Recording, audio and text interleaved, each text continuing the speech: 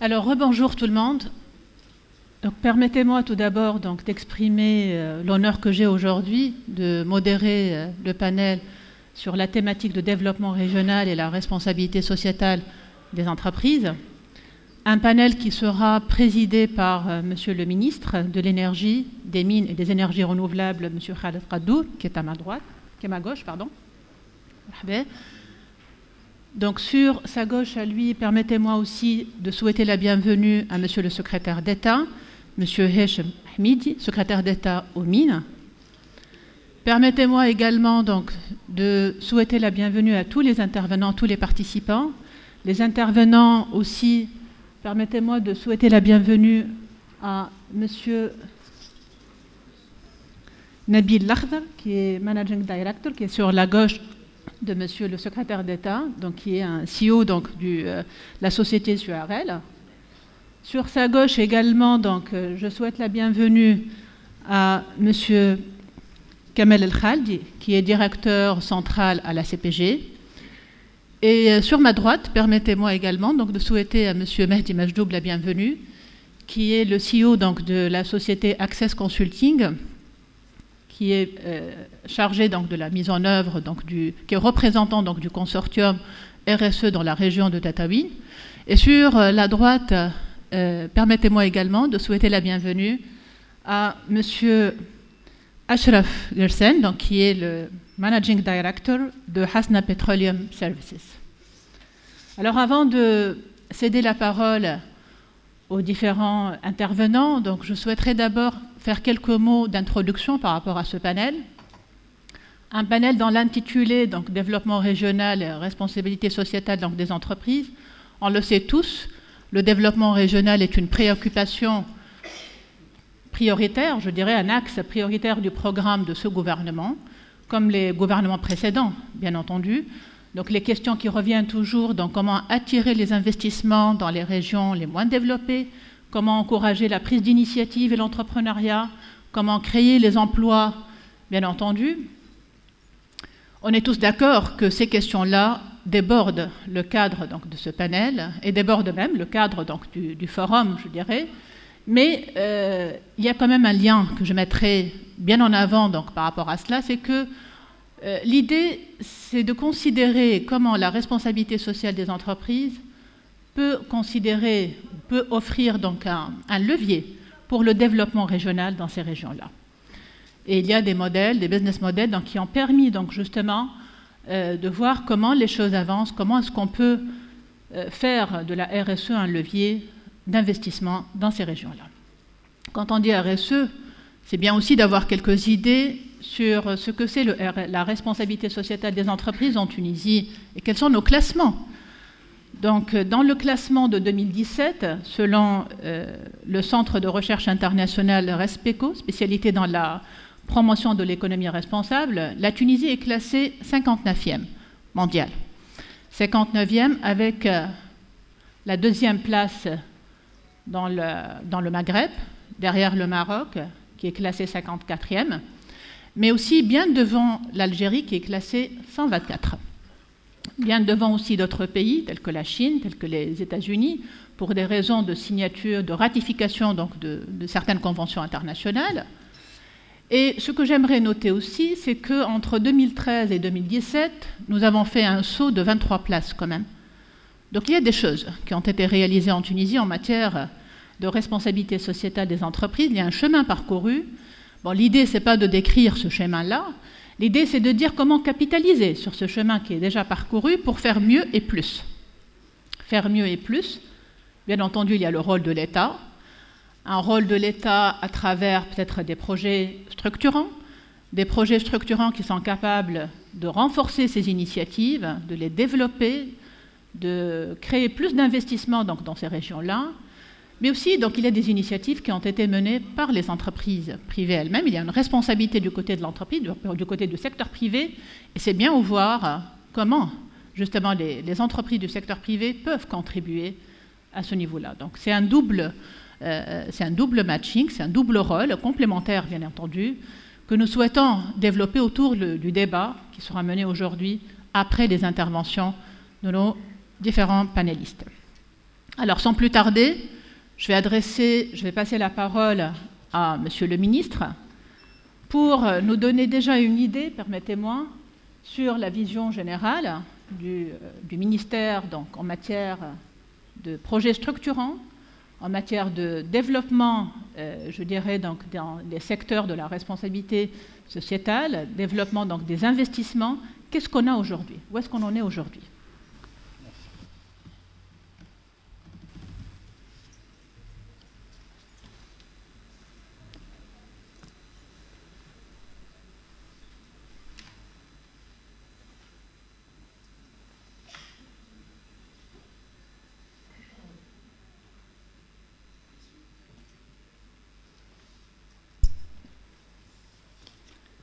Mesdames et messieurs, chers invités, je tiens tout d'abord à remercier les organisateurs de m'avoir donné l'occasion d'intervenir à ce sujet. Ce panel donc, relatif au développement régional et à la responsabilité sociétale des entreprises découle de mon ultime conviction que le développement au XXIe siècle ne peut se limiter au seul rôle de l'État. En effet, partout dans le monde, l'expérience a montré que la dimension politique, économique et sociale nécessite d'unifier les efforts des différents acteurs, à savoir l'État, l'entrepreneur et le citoyen. Cette triangulation constitue le fondement même de la philosophie du développement. Unir les efforts des agents économiques, institutionnels ainsi que la société civile est le meilleur moyen permettant d'identifier les priorités, de définir l'ensemble des challenges et de contribuer chacun de son côté pour les relever. Le développement est l'objectif ultime de toute politique publique et de tout régime politique. Il peut être défini comme l'amélioration durable des conditions de vie du citoyen. Toutefois, je tiens à rappeler que la notion même du développement a connu des évolutions durant l'ère contemporaine. En Europe, la condition RSE a été introduite dans la réglementation régissant les activités des entreprises cotées en bourse, qui doivent maintenant publier les rapports annuels sur leur activité RSE. Dans d'autres pays, à l'instar de l'Inde, le législateur a même défini le pourcentage du chiffre d'affaires qui doit être dédié par l'entreprise à la mise en place d'initiatives sociétales.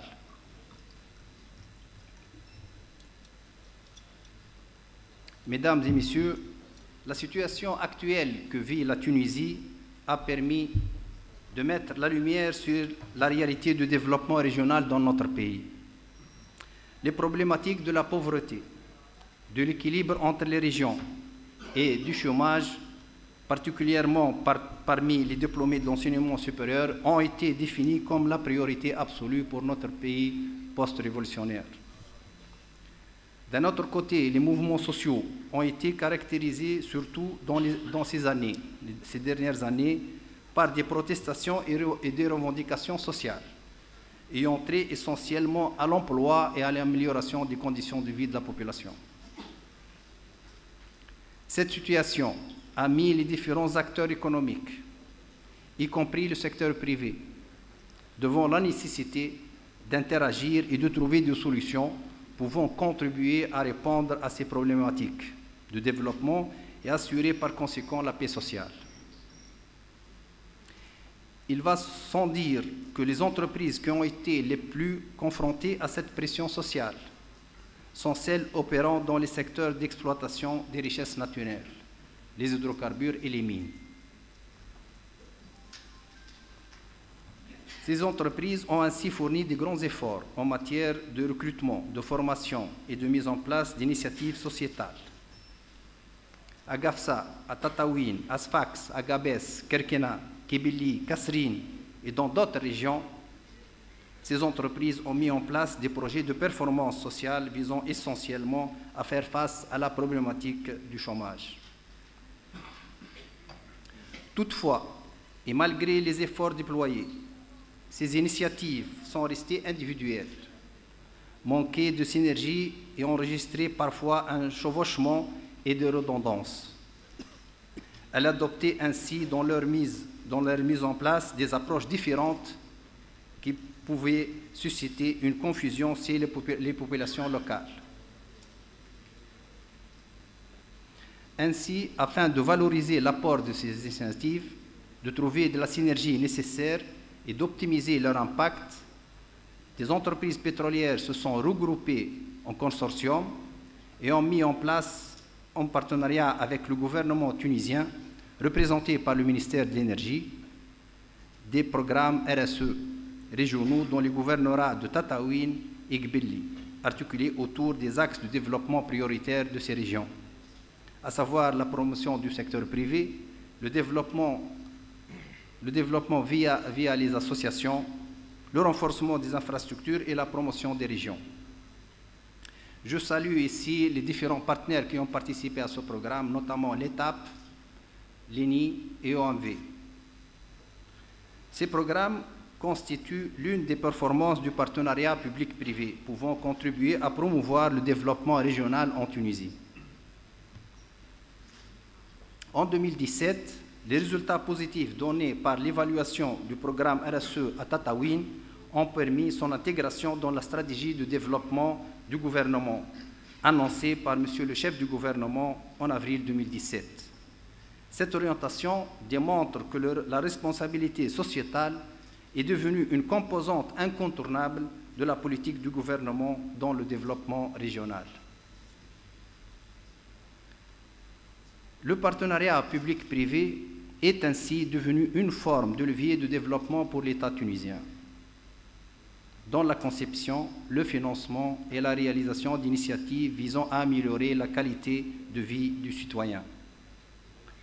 C'est ainsi que le gouvernement a identifié un nombre de grands projets structurants dans ces régions à fort potentiel en ressources naturelles, mais qui en même temps demeurent peu développés. Le gouvernement compte lever les fonds nécessaires au financement de ces projets, notamment auprès des investisseurs intéressés par un partenariat public-privé. Parmi ces projets, je peux citer, à titre exhaustif et non limitatif, le projet intégré de développement du désert, qui va concerner toute la région au sud de Ramada, donc c'est le sud de Tataouine. Cet espace est un espace vierge. Il manque encore d'infrastructures, infrastructures routières, infrastructures de liaison électrique. Et cette région, elle est riche en eau, donc il y a une nappe aquifère qui est assez importante, et aussi elle est riche en énergie solaire. Les radiations solaires dans cette région est parmi les meilleures au monde. C'est à peu près 2000 kWh par mètre carré par an. Donc dans cette région, on va promouvoir l'énergie renouvelable, solaire, et aussi le développement d'une agriculture désertique biologique pour respecter l'environnement. Ce grand projet donc sera étalé sur 3 étapes.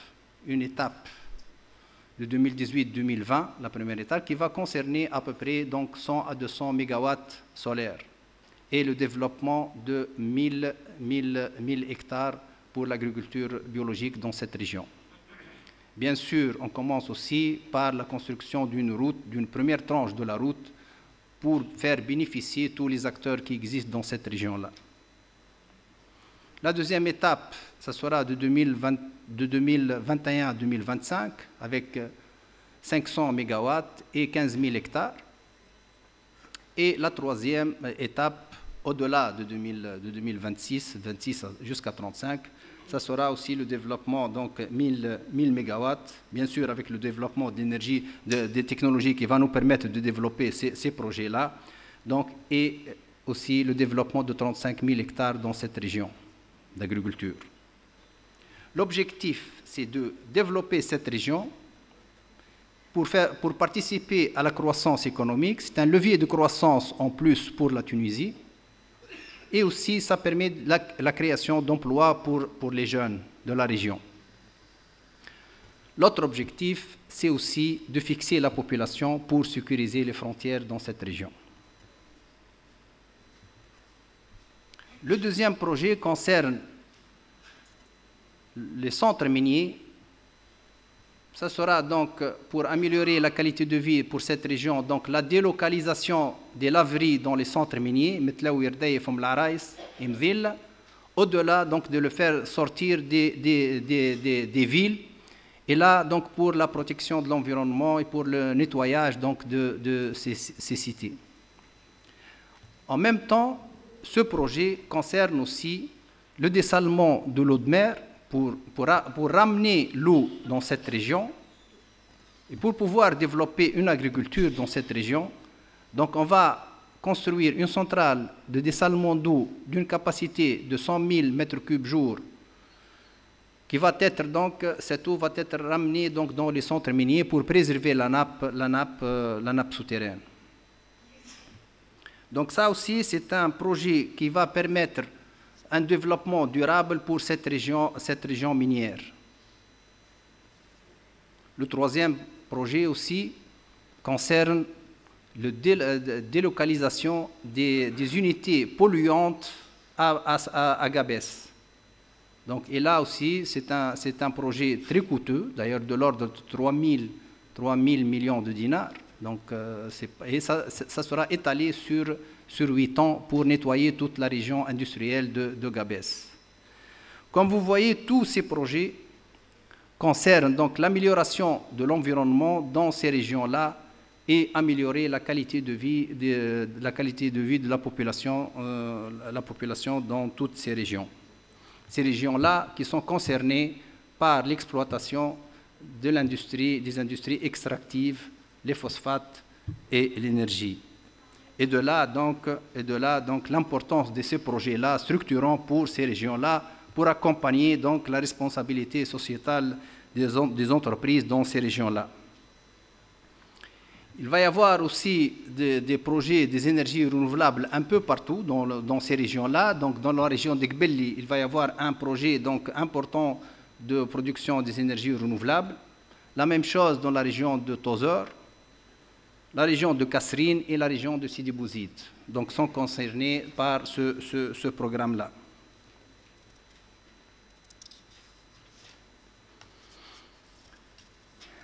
Appuyer l'équation développement ressources renouvelables, développement RSE est l'objectif majeur de la participation à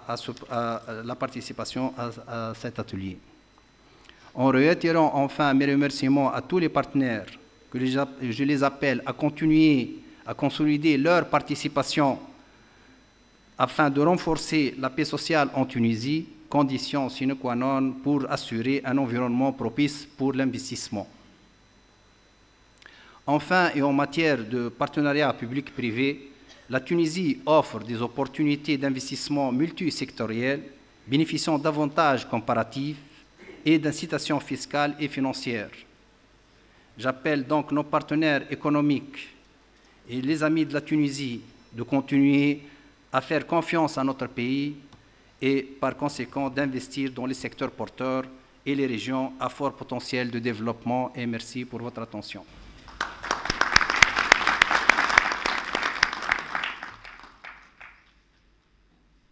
Merci.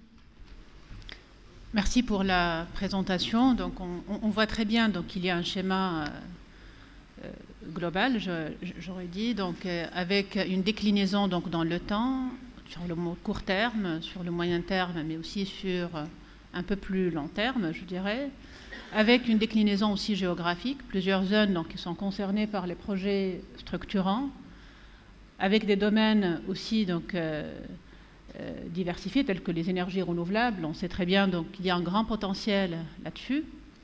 Moi, j'aimerais donc compléter par une petite question, donc, si vous permettez, par rapport au schéma de financement donc, de ces projets. Est-ce qu'on a déjà une idée, donc un plan qui définit un peu les schémas de financement par rapport à ces projets-là?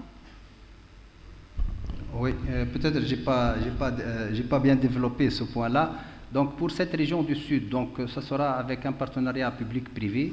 Donc on va préparer toute une vision globale pour le financement de tous ces projets étalés sur plusieurs années. J'ai parlé à l'horizon de 2035, mais la réalisation va commencer donc à partir de 2018. Très bien, merci. Merci. Donc là, on voit très bien donc, tout le support, je veux dire, au niveau politique, au niveau du rôle de l'État par rapport à la responsabilité sociétale des entreprises. On va aussi donc, voir un peu le parallèle. Par rapport à ça, on a une initiative qui est déjà en cours à travers le consortium mené donc, par quelques entreprises multinationales donc, dans le secteur des hydrocarbures dans la région de Tataouine. Donc, je vais passer la parole à M. Mehdi Majdoub. M. Mehdi, donc, vous êtes le CEO, donc, vous êtes fondateur donc, de l'entreprise Access Consulting en 2005, qui est spécialisée dans le domaine du développement. Et avec, en 2009, vous êtes focalisé encore plus sur la responsabilité sociétale des entreprises. Vous avez eu l'occasion donc d'accompagner plusieurs projets dans l'accès au financement, dans la microfinance. Et aujourd'hui, vous êtes représentant donc, de ce consortium, avec un consortium pilote dans la région de Tataouine, avec un schéma de mise en œuvre qui est particulier, qui est intégré, structuré, donc on aura l'occasion d'interagir ensemble donc, sur cela. Mais avant d'en arriver, vous avez mené une étude préalable par rapport à ce projet-là, et cette étude-là était l'occasion d'identifier les potentialités donc, dans les régions, dans la région de Tataouine, identifier également les mécanismes nécessaires pour la mise en œuvre. Moi, on aimerait avoir une idée d'abord sur le contexte de lancement de cette étude, sur l'approche aussi qui a été adoptée pour mener cette étude, et nous faire part d'abord donc des principaux résultats. À vous la parole, Monsieur Majdoub. Oui, si vous souhaitez.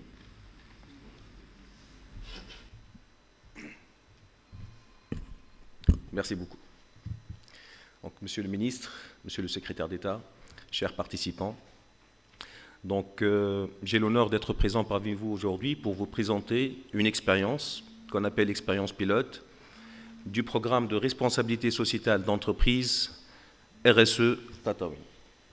Donc, ce programme a été mis en place par un consortium de 4 entreprises pétrolières, à savoir l'ETAP, l'INI, OMV, Midco Énergie, et ce, en partenariat, comme l'a expliqué tout à l'heure Monsieur le ministre, avec le ministère de l'Énergie, des Mines et des Énergies renouvelables. Ce programme a un cadre conventionnel et institutionnel, puisque une charte a été signée en mai 2015 entre le consortium des entreprises et le gouvernement représenté par le ministère de l'Énergie, des Mines et des Énergies renouvelables. Donc, comme vous l'avez dit tout à l'heure, Souhib, donc ma présentation sera articulée autour de 2 parties principales. La première portera sur la conception de ce programme-là et donnera particulièrement les résultats de l'étude qui a été menée pour préparer la mise en place du programme. Et la deuxième partie portera sur le programme lui-même, essentiellement son mode de gouvernance, et puis ses réalisations après à peu près 2 ans et quelques mois, c'est-à-dire jusqu'au 30 septembre 2017. Je commencerai tout d'abord par rebondir sur ce qui a été mentionné tout à l'heure par Monsieur le ministre, sur la vision qui a motivé la mise en place de ce programme et de cette expérience. En fait, ce programme a voulu capitaliser sur des expériences existantes. Différentes entreprises avaient déjà commencé des initiatives RSE, notamment à Tataouine. ENI avait son programme, aussi OMV avait son programme, l'État participait et cofinançait ces programmes, mais l'idée de ces entreprises était de trouver une meilleure synergie et une meilleure efficacité en termes d'initiatives RSE. L'objectif, c'était de contribuer aux efforts de l'État et du gouvernement en matière de développement régional dans le gouvernorat de Tataouine. Donc, pour préparer la mise en place d'un tel programme, une étude a été menée durant l'année 2014.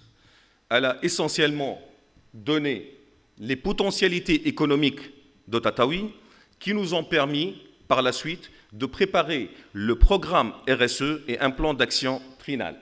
Commençons tout d'abord par voir quelles sont les principales potentialités économiques du gouvernorat de Tataouine. Je pense que beaucoup ne savent pas que Tataouine est un gouvernorat à fort potentiel agricole. L'agriculture occupe à peu près 25% des ménages dans la région et il existe près de 6000 exploitations agricoles. Les principales activités sont l'élevage extensif et l'arboriculture, particulièrement l'olivier. Il y a une bonne infrastructure dans le gouvernorat, articulée autour de 32 périmètres irrigués couvrant une superficie irrigable de 7000 hectares et utilisée uniquement à 60%. Donc, en termes d'opportunités et de potentialités, il existe encore à Tataouine 2570 hectares irrigués qui ne sont pas exploités et qui peuvent permettre la plantation de 500 000 pieds d'olivier ou une autre catégorie d'arbres. En termes de ressources minières, il y en a tellement, mais on va citer les principales. Il y a tout d'abord le gypse. Tataouine est l'un des premiers gisements mondiaux de gypse et l'avantage comparatif caractérisé par une bonne composition chimique du produit a attiré beaucoup d'investisseurs nationaux et internationaux, notamment KNOF. Il y a aussi l'argile, que ce soit l'argile verte pour l'industrie cosmétique et thérapeutique, ou bien l'argile rouge pour les briques, pour les matériaux, essentiellement pour les matériaux de construction. Il y a aussi le sable et les pierres marbrières qui existent partout dans toutes les délégations du gouvernorat. Troisième axe, ou bien secteur porteur dans le gouvernorat de Tataouine, c'est le tourisme. Donc, comme j'ai dit tout à l'heure, certaines entreprises composant le consortium ont commencé déjà depuis quelques années à travailler sur cet axe-là, notamment ENI, pour promouvoir des jeunes entrepreneurs dans le secteur du tourisme et les former. Tataouine se distingue par un hébergement dans l'Ixour et dans les maisons d'hôtes. Plusieurs projets ont été lancés dans ce sens et ces jeunes-là ont réussi à élaborer un circuit touristique dans la région qui attire de plus en plus d'agences de voyage et de tours opérateurs spécialisés. Ceci a fait que, avec l'appui du consortium, le Forum international du tourisme solidaire a été organisé en 2017 dans le gouvernorat de Tataouine. Enfin, je terminerai avec le quatrième axe, ou bien en termes de potentialité. Monsieur le ministre en a déjà parlé, c'est en matière d'énergie renouvelable, c'est-à-dire le potentiel qu'a Tataouine en termes de 2300 heures d'ensoleillement et à peu près un taux d'irradiation global de 2050 à 2300 kW par mètre carré. Je vous donnerai une idée sur un peu les incitations, parce que vous savez, en Tunisie, on a élaboré un nouveau code d'investissement et il y a de nouvelles lois aussi en même temps qui encouragent sur l'investissement dans les régions intérieures. Donc, c'est un résumé, un slide en résumé pour ceux qui cherchent à investir à Tataouine. Donc, il y a différentes incitations financières, une prime de développement régional qui peut aller jusqu'à 30% du coût de l'investissement, une prise en charge des dépenses des travaux d'infrastructure, une prise en charge de l'État de la contribution patronale, une participation au capital qui peut atteindre jusqu'à 60% du coût du capital, bien sûr en fonction du montant du capital, et enfin des incitations fiscales caractérisées par 100% de déduction sur le bénéfice pendant les 10 premières années, puis un taux de 10% pour les années qui suivent. Donc, j'ai essayé un peu de résumer les potentialités et les incitations qui existent dans le gouvernorat de Tataouine dans cette première partie de la présentation. Donc, je ne sais pas. Que justement, donc là, avec tout ce potentiel large, donc, on se demande donc, comment le projet justement donc, a pu identifier les mécanismes de mise en œuvre. Donc, face à toutes ces potentialités-là, bien sûr, donc l'idée. On a toujours des initiatives de manière isolée et séparée. Après, donc, l'impact et les pérennisations de l'impact pourraient être compromises, on va dire. Donc, on n'aura pas les impacts souhaités. Donc, quelle était l'approche, justement, donc, du programme en matière de gouvernance ou alors en matière de mécanismes d'accompagnement pour avoir une pérennisation, pour avoir un impact au niveau des résultats? Merci. Donc, peut-être que j'ai omis tout à l'heure de mentionner que l'étude a été menée pendant à peu près 3-4 mois sur le terrain. c'est-à-dire dans le cadre d'ateliers participatifs dans les différentes délégations, et ça nous a permis de synthétiser les potentialités. Et on a essayé d'articuler les composantes du programme en fonction de ces potentialités et d'orienter l'appui du programme vers ces secteurs-là. Quand vous dites approche participative, est-ce que vous pouvez développer un peu plus? Donc, qui était dans les ateliers? Vous avez dit 3-4 mois. Donc, Oui, à ce moment-là, il y avait 7 délégations à Tataouine. Actuellement, il y en a 8, puisque une a été ajoutée au mois d'avril 2017. Donc, ce qu'on a fait, c'est-à-dire qu'on a eu des discussions un peu semi-structurées avec toutes les administrations techniques, et bien sûr avec les autorités régionales. Vous savez qu'en 2014, il n'y avait pas de plan économique et social. La Tunisie a passé à peu près 4 à 5 ans sans plan.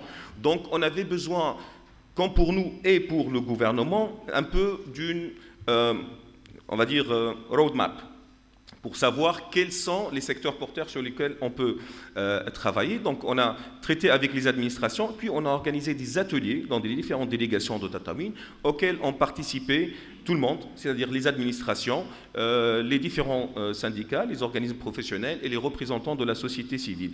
Et à la fin, il y a eu une synthèse de toutes ces potentialités. Lorsqu'on a compris ces potentialités, on a essayé d'orienter un peu le programme, que ce soit, parce que le programme, comme l'a mentionné monsieur le ministre tout à l'heure, a 4 composantes, ou bien 4 axes.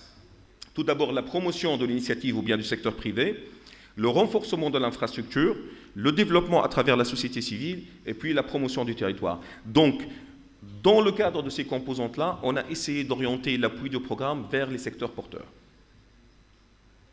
Très bien. Donc, en matière de gouvernance, donc on enchaîne directement sur le mode de gouvernance qui a été adopté. Donc, vous avez parlé d'une approche structurée et donc des mécanismes d'appui. Donc, on aimerait avoir une idée un peu plus sur la gouvernance et les mécanismes. D'accord. En fait, pour la gouvernance, je vais parler de 2 volets. Le premier concerne la gestion même du programme et le deuxième concerne les modalités de mise en place des initiatives ou bien des projets. En ce qui concerne la gestion du programme, il y a 4 niveaux. Le programme est tout d'abord géré sur son plan stratégique par un comité de pilotage composé par les directeurs généraux des sociétés composant le consortium, ainsi qu'un représentant du ministère de l'Énergie, des Mines et des Énergies renouvelables. La principale mission de ce comité est d'approuver le programme, les budgets, les mécanismes et les procédures. Dans sa vie de tous les jours, le programme est géré et suivi par un comité dit comité de gestion du programme, qui est composé des responsables RSE des différentes sociétés et qui contribue à l'élaboration des plans d'action, que ce soit mensuels ou bien trimestriels. Enfin, il y a le bureau d'études qui exécute ce programme sur le terrain et qui suit à travers des KPIs sur le terrain. Et puis, il y a la coordination du programme qui est faite par l'étape qui joue un rôle de relais entre les différents comités et puis l'administration sur le terrain. Le deuxième volet concernant la gouvernance du programme porte sur les modalités de mise en place. Vous savez que l'RSE est actuellement régie par des principes internationaux, par des standards internationaux. Les standards les plus connus sont ceux de l'IFC. Vous savez qu'actuellement, les sociétés qui cherchent à financer des investissements dont le coût est de 10 millions de dollars et plus sont dans l'obligation d'avoir une politique, des business principles, une politique, une stratégie RSE, et ces sociétés-là sont même auditées. Donc, il y a des approches structurées qui doivent être mises en place, et c'est ce qu'on a fait, on a essayé de suivre ces approches-là.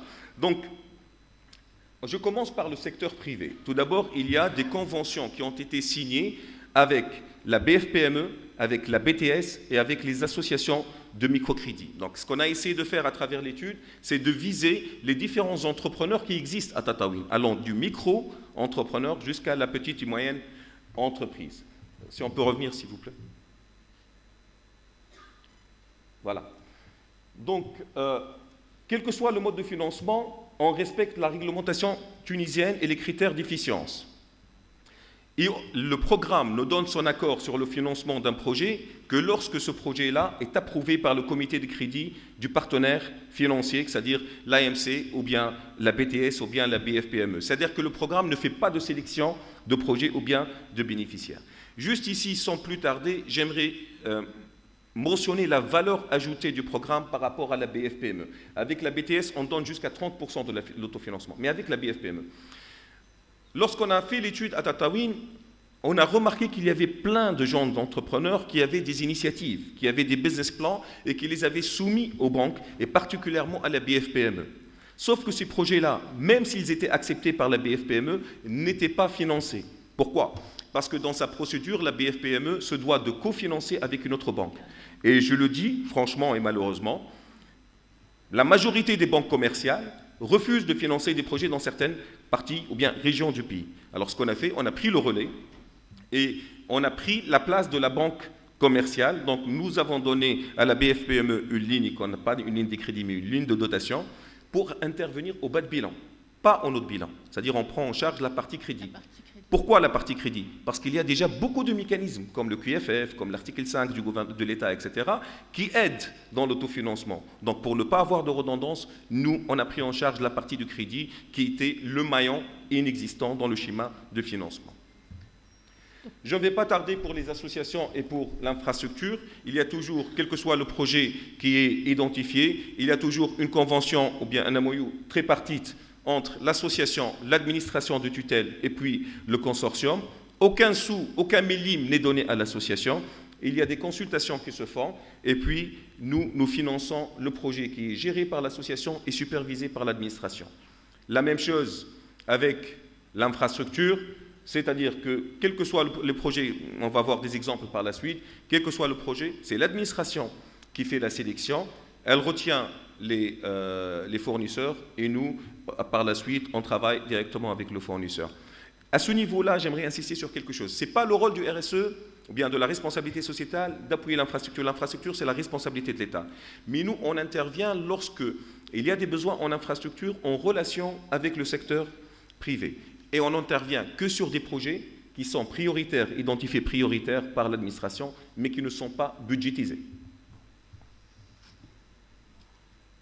Je vais terminer avec la gouvernance. Donc, si vous voulez, je passe à la dernière partie de la présentation qui porte sur les réalisations.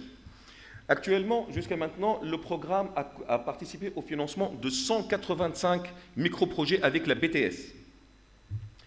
L'investissement total est de 4,23 millions de dinars. La contribution du programme est de à peu près 1 million de dinars. Nous avons un multiplicateur économique de 4,1, c'est-à-dire chaque dinar qui est donné par le consortium génère 4 dinars d'investissement. Donc l'une, vous avez parlé de la méthodologie, on a joué sur le levier financier pour optimiser l'impact à Tataouine. Le nombre d'emplois créés estimé, parce que là, on est en train de suivre par la suite projet par projet, mais dans la déclaration et par les visites qu'effectue la BTS, il est de 465 emplois. Le taux de recouvrement, on a des taux de recouvrement mensuels qui nous sont envoyés dans des rapports par la BTS, il est de 85%. Et il est de 20 points plus élevé que le taux moyen de la BTS à Tataouine. Pour les microcrédits, on a donné à peu près 2,5 millions de dinars pour financer 626 micro-entrepreneurs, essentiellement dans le secteur agricole et de l'artisanat, dans le gouvernorat de Tataouine. Et au 30 septembre, le taux de recouvrement moyen des associations de microcrédit à Tataouine est de 90%. Il a baissé, c'était 94%. Avec la BFPME, je ne peux pas m'empêcher de vous donner une statistique qui ne figure pas sur le slide. La BFPME a été créée en 2005.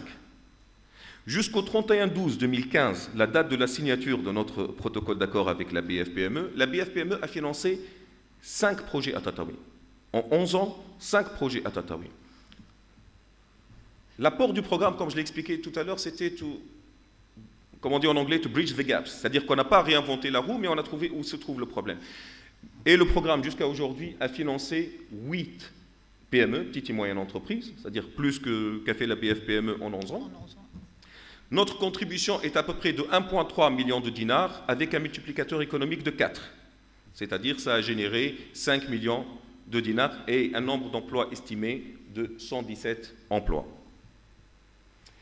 Ok, je ne vais pas trop m'étaler. Le programme intervient en termes de formation professionnelle et encadrement. On forme les associations de microcrédit, mais on forme aussi les nouveaux promoteurs dans la réalisation de business plans. Actuellement, il y a des promoteurs, 12 promoteurs qui bénéficient du financement de business plans.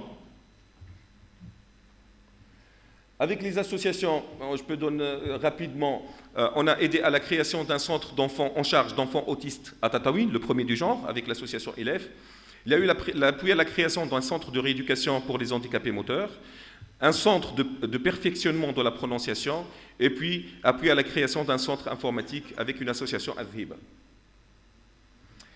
Le programme aussi finance des caravanes médicales presque tous les mois ou parfois tous les 2 mois. Il y a eu à peu près 1500 consultations spécialisées. Vous savez qu'à Tataouine, comme dans d'autres régions, malgré l'existence d'une bonne infrastructure hospitalière, en termes de matériel et d'équipement, malheureusement, le problème, c'est l'absence de spécialistes. Je vous donne un exemple. À Tataouine, lorsqu'on a fait l'étude, il y avait, comment on appelle ça, le scanner qui était cacheté, parce qu'on n'avait pas de radiologue. Le centre de gynécologie était tout neuf, mais il n'y avait pas de gynécologue. Donc, ce qu'on a essayé de faire, c'est de ramener dans le cadre des caravanes médicales différents spécialistes en médecine pour répondre même ponctuellement à certains besoins. On finance aussi les festivals de Ksour. Tout à l'heure, j'ai mentionné l'initiative qu'a fait INI en termes d'appui au tourisme avec le programme Géoparc. On a essayé de capitaliser sur cette initiative à travers notamment d'actions telles que la préservation des sites rupestres à Romras. Vous savez, c'est les sites les plus anciens d'Afrique. Et par la suite, intégrer les sites rupestres dans les circuits touristiques existants. On accompagne le gouvernement et l'État tunisien en matière du mois de l'école, qui a été lancé, ça fait 2 ou 3 ans. Jusqu'à maintenant, on a réhabilité 5 écoles primaires, dont 5 délégations sur 7. On intervient en termes d'infrastructures. Il y a eu le financement par le consortium d'un périmètre public irrigué à base d'eau usée traitée, le premier du genre dans le gouvernorat. Et on utilise beaucoup, on plante tout ce qu'il y a, l'arboriculture, ou, enfin, je ne connais pas en français, le fassa. Si tu peux m'aider, le fassa, comment on traduit fassa en français? Ça doit être ça, voilà. Donc, ok. Ça marche plus?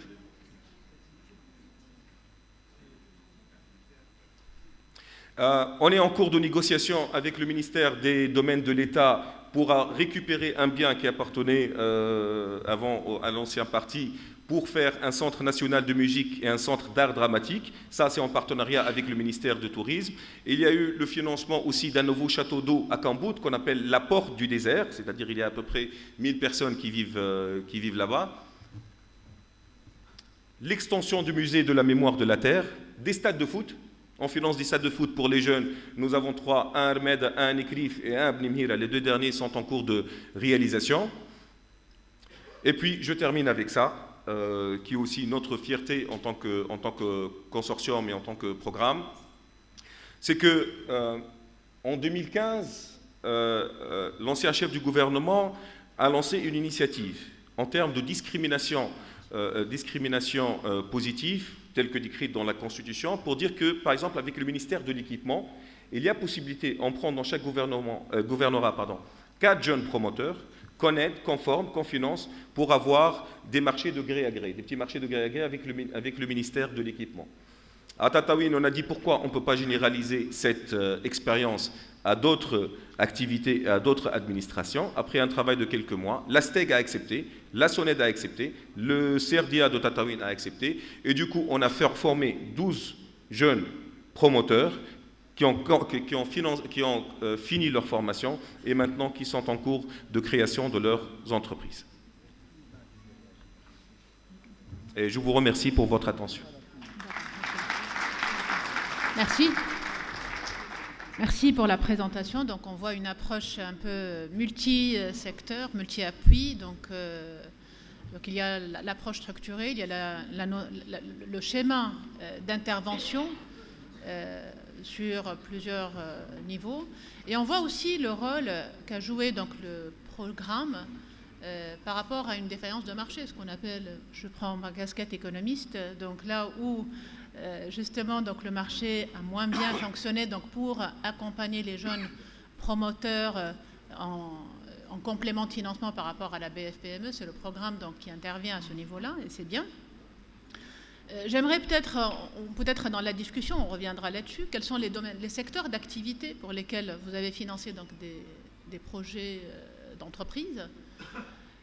Et peut-être donc je donnerai la parole à Monsieur le ministre qui veut interagir avec vous d'abord. Non, je dois remercier tout d'abord donc les différents acteurs donc qui ont participé à ce programme-là. C'est un programme très intéressant qui a démarré donc depuis quelques années et il s'est développé sur l'expérience des entreprises dans cette région.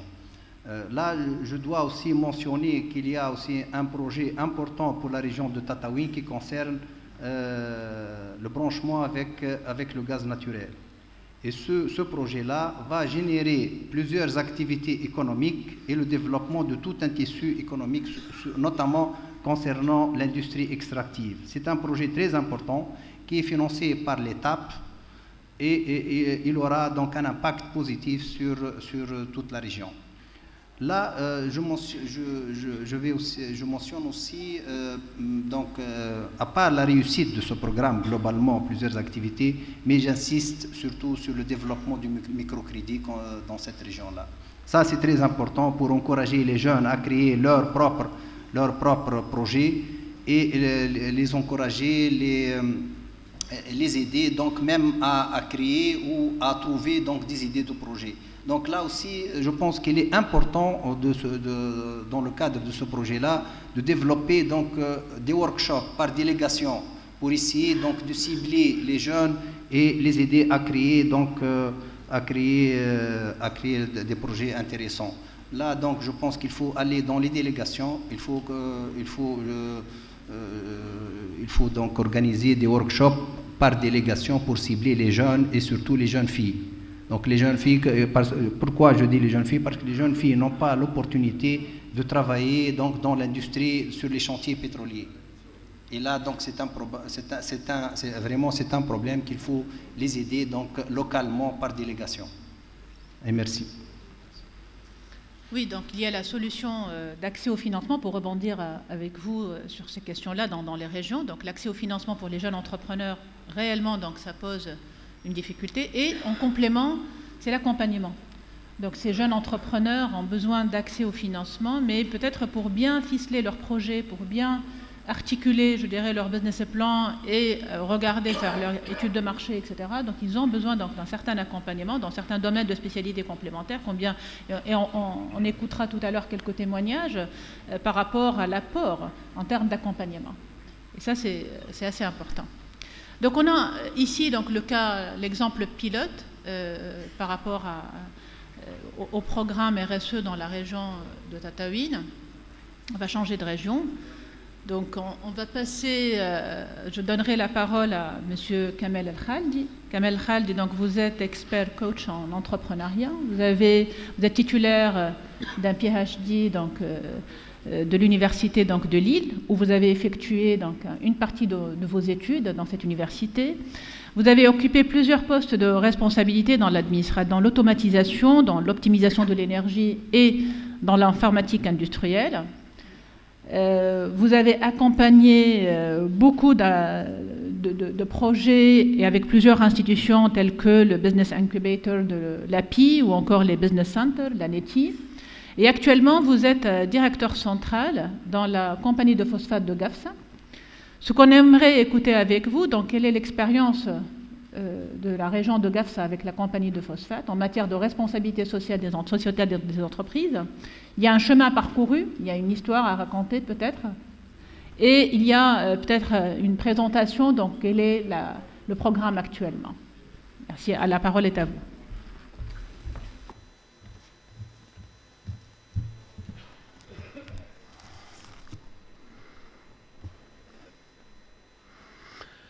بسم الله الرحمن الرحيم والصلاة والسلام على أشرف المرسلين. يشرفني ويساعدني أن أرحب أحر الترحاب بالسيد وزير الطاقة والمناجم والطاقات المتجددة، بالسيد كاتب الدولة مكلف بالمناجم، بالسادة المحاضرين، بالسادة ضيوف تونس العزيزة. المداخلة متاعي تتمحور حول المسؤولية المجتمعية بشركة فوسفات قفصة. هذه المداخلة تهتم بالجانب التاريخي، المسؤولية المجتمعية لشركة فوسفات قفصة منذ القرن 19 ثم واقع وآفاق المسؤولية المجتمعية بشركة فوسفات قفصة. في البداية لابد أن يوقع تعريف بمفهوم المسؤولية المجتمعية. تعد المسؤولية المجتمعية المؤسسة من ضمن المبادئ التي كرسها المجتمع الدولي استناداً على المواثيق منظمة العمل الدولية والإعلان العالمي لحقوق الإنسان وعلى قمة ريو بشأن البيئة والتنمية، وهو مبدأ تنتهجه المؤسسة الاقتصادية وعياً منها بضرورة تحملها من مسؤولية تأثير نشاطها الاقتصادي على البيئة وعلى المجتمع حتى يعود بالفائدة على المجتمع ويحميه. فيما يخص تعريف المسؤولية المجتمعية، عدة معناها مختصين قاموا بتعريف المسؤولية المجتمعية.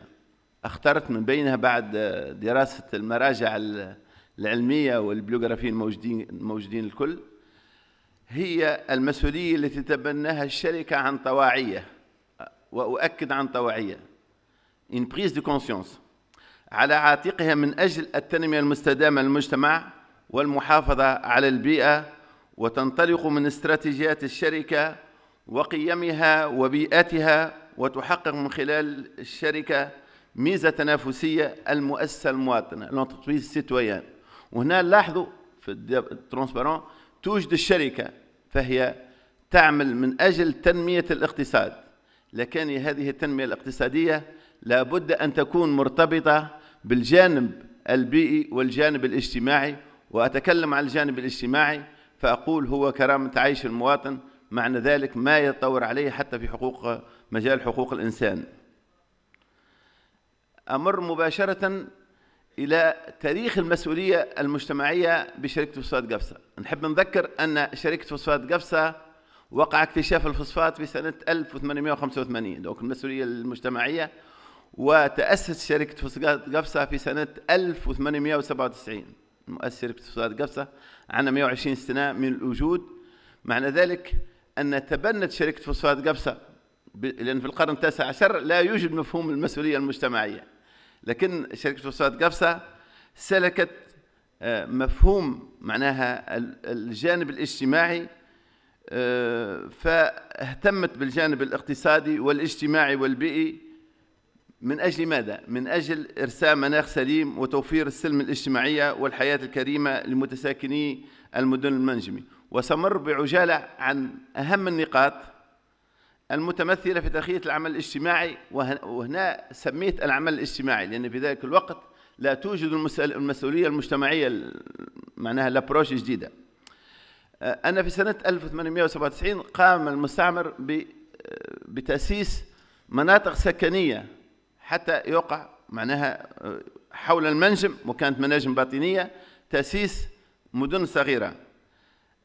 كذلك لابد من توفير العيش. وإذا اليوم مثلا في القرن 21 نتكلم عن الاسباس كوميرسيال، كارفور، ماغازان جينيرال، غير ذلك، فكانت بالمدن المنجمية بولاية قفصة ما يسمى بالإيكونوما، فضاءات تجارية توفر معناها متطلبات الحياة. كذلك قام المستعمر في القرن معناها 18 19 ببعض فضاءات ترفيهية كقاعات السينما وملاعب كرة القدم والتنس والكرة الحديدية، لأن كان المستعمر كذلك موجودة إطارات في هذا. ثم تبنى الجمعيات الرياضية بجميع المدن المنجمية، رديف وم العرايس متلوي مضيلة. ثم وقع السعي إلى مرافق العيش الكريم، تسهيل التواطن ونشر التعليم. وفي هذا المجال أذكر أن في بداية تأسيس شركة فوسفات قفصة كانت شركة فوسفات قفصة مسؤولة عن جلب الكهرباء والماء الصالح للشراب لجميع المتساكنين على حساب شركة فوسفات قفصة. إرساء منظومة صحية وانتداب أطباء ذات كفاءة عالية حتى في سنوات قبل الاستقلال. وهنا نحب نأكد في التدخل في النقاط هذه أن شركة فوسفات قفصة كانت تقوم بدور الأم الحاضنة لجميع متساكني المدن المنجمية. في بداية الاستقلال عرفت المسؤولية المجتمعية نمطا آخر بالحفاظ على ما تركه المستعمر وإعطاء الصلاحية التامة للمسؤولين المحليين. كان رئيس البلدية والمعتمد هو يتفاعل مع شركة فوسفات قفصة في المدن المنجمية لإيجاد ما هي متطلبات الحياة العيش الكريمة بتلك المدن. فوقع تركيز مناطق سكنية جديدة باعتماد منظومة الكراء معناها لوكاسيون فونت، بناء أسواق مركزية، تشييد مساجد، بناء مدارس ابتدائية ورياض أطفال. وهنا أتكلم عن رياض الأطفال، فتوجد شركة فوسفات قفصة منذ انبعاثها موجودة بشركة فوسفات قفصة رياض أطفال يوجد بها معناها مربين، لكن المربين هذا هم أعوان في شركة فوسفات قفصة. بناء دور ثقافة، بعث ملاعب كرة قدم ومسابح، كل هذا تتبناه شركة فوسفات قفصة. وتواصلت المسؤولية المجتمعية بالمدن المنجمية تحت دعم ورعاية شركة فوسفات قفصة إلى حدود تسعينات القرن الماضي، حيث أحدثت الشركة إدارة جديدة تهتم بالشؤون الاجتماعية، la création d'une nouvelle direction des affaires sociales، تهتم بالجانب الداخلي وبالجانب الخارجي. وأقول الجانب الخارجي فأنا عندما أتكلم عن الجانب الخارجي فحتى متقاعدي شركة فوسفات قفصة يتمتعون بكل ما توفره شركة فوسفات قفصة. التدخل متاعنا يكون في عدة معناها جوانب: الثقافة، التعليم، الترفيه، المجتمع المدني، تنويع القاعدة الاقتصادية وهي نقطة هامة، البيئة والبنية التحتية. وسمر بسرعة في المجال الثقافي. على سبيل المثال شركة فوسفات قفصة إطاراتها ونخبها قامت بتأسيس ما يسمى بالمهرجان الوطني للشعر، تتبناه شركة فوسفات قفصة وتقوم به عادة في عطلة الربيع من كل سنة. كذلك دعم المهرجانات الصيفية لإيجاد الجانب الترفيهي بمناسبة معناها العطل الصيفية، دعم المهرجانات والجمعيات الثقافية، دعم كذلك المبدعين الشعراء والكتاب والفنانين. على سبيل الذكر، إذا يكون شاعر أو أديب من المدن ومن الجنوب وبلاد قفصة تشتري شركة فوسفات قفصة المجموعة الشعرية أو مجموعة الكتب وتقوم بتفريقها للإطارات ولأعوانها، وكذلك تكريم النجباء في الجانب التعليمي. في مجال التعليم بعث مركز تكوين مهني سنتر دو فورماسيون بروفيسيونيل ابارتنون لا كومباني فوسفات قفصة لتنمية كفاءات. وهنا نشوف أن العنصر البشري معناها تعطي شركة قفصة الاهتمام بالعنصر البشري في تطوير كفاءاته ومهاراته الفنية. كذلك نثمن العلم، هو تنظيم أيام محلية ليوم العلم ويوم مركزي لتكريم النجباء، باعتبار أن العلم هو أساس التطور وأساس دفع في المجالات المتعددة. وهذا عندما نكرم الأبناء النجباء يهم كذلك العون الناشط والعون المتقاعد، ومهما كانت اختلافات الدرجة المهنية للأعوان. إسناد إعانات جامعية للطلبة أبناء الأعوان المتقاعدين والناشطين. على سبيل المثال، ماذا حتى يوجد متقاعد وابنه عنده منحة من الدولة على مستوى المنحة الجامعية، فكل طالب معناها أبوه اشتغل في شركة فوسفات قفصة حاليا أو متقاعد هو يتمتع بمنحة جامعية في مدخل السنة الجامعية لكل سنة. في المجال الرياضة والترفيه، تنظيم رحلات خارجية، دعم الجمعيات الرياضية. التوال نتاع المتلوي، النجم رياض المتلوي كلاسمون باهي لأن دعم كل من شركة فوسفات قفصة على كل هذه المجالات. دعم الجمعيات الرياضية وثقافة وشغل. في المجتمع المدني إسناد إعانات جامعية بمناسبة الأعياد والعودة المدرسية. مساعدة الجمعيات المجتمع المدني، مساعدات الجمعيات الرياضية. في مجال الصحة، الاستشفاء والتداوي بالمياه المعدنية لفائدة سواق الآليات.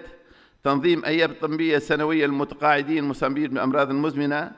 تخصيص بعض المساكن الشركة الأطباء الاختصاص بالجهة لمساعدتهم على الاستقرار.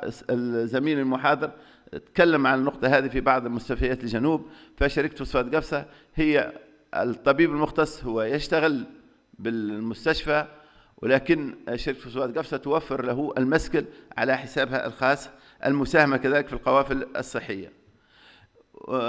هنا أرجع مباشرة للنقطة في مجال تنويع القاعدة الاقتصادية، باعتبار أن شركة فوسفات قفصة كانت المشغل الوحيد، فارتوى عدد طالبي الشغل ينمو من جهة إلى من سنة إلى سنة، فعملت الشركة كذلك على دفع التنمية الاقتصادية بتنويع القاعدة الاقتصادية، وذلك ببعث صندوق تنمية مراكز المنجمية ما يعمر عليه بلافرديسيام، وهو عبارة عن سيكار سوسيتي دانفستيسمون وكابيتال ريسك من سنة 1993.